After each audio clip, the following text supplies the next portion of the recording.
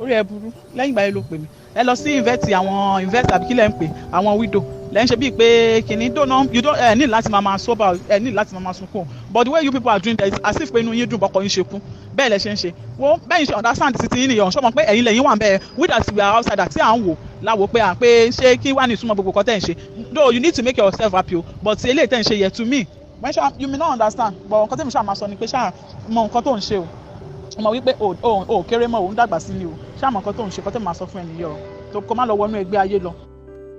So that was quite unpleasant.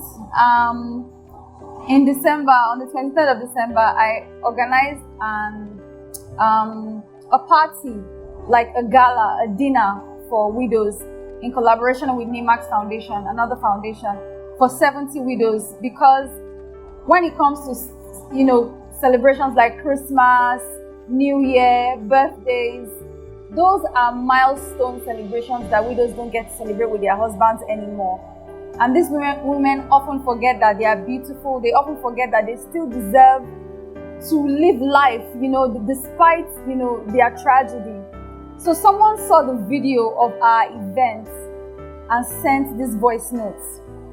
And just in case you didn't hear what she said, in a nutshell, what she was implying was that we were acting like women who are happy that our husbands are dead, basically. And, people tell widows to be sober all the time. Now, their own idea of sober is be silent, fade away, just carry the load of your husband's death on your head all your life. When people see you, they should automatically just know that you are a widow. And as a child of God, that's not God's plan. Even if you look in the Bible and you look at the way people grieve in the Bible, God does not support grieving perpetually. You grieve, you cry, and then you keep moving. That's life. You have to keep moving on. And that's what I keep telling these women, that widowhood is not a stop sign. Widowhood is not, you were not buried with your husband. You are still alive. That tells you something. That means that you are still alive. You should still be going. You should travel. You should, go after a career.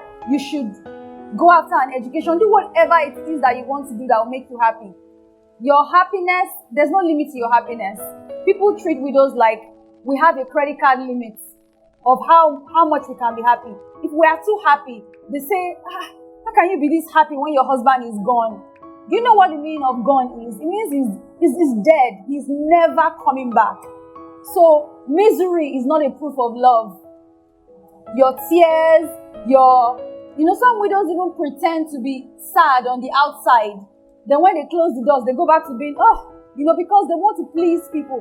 But how long will you keep being a people pleaser? They will go on, they will live their own lives, they will travel, they will get married, and you will be there, just resenting them and pretending to be what you are not. So widowhood is not a stop sign.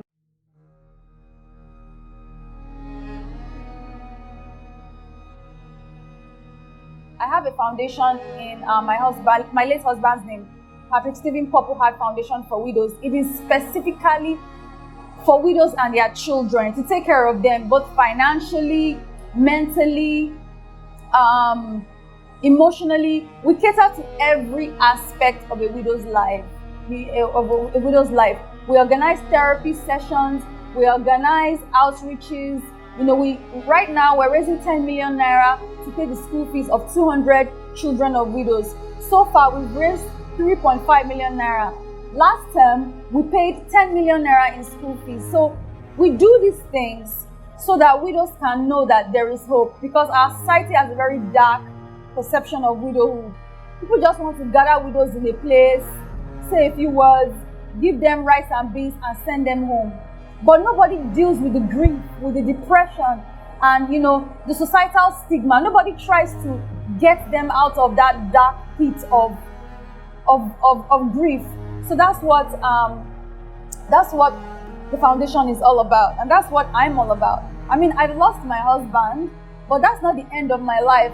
I'm going to go on to live a very joyful, a very happy, a very full life, so that if he looks down and he sees me, he's like, wow, this girl, she's repping me well. She's doing me proud. He wouldn't be happy. Nobody who truly loves you will be happy to look down and you are looking sad and depressed. Misery is not a proof of love in any way. Misery is only a trauma response, and sometimes it's just something people do to please others. They pretend to be sad to please others. And I'm not going to live my life pleasing anyone. I'm going to be happy. I'm going to be joyful.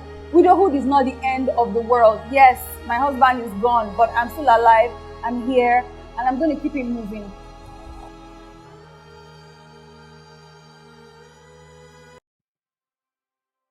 So,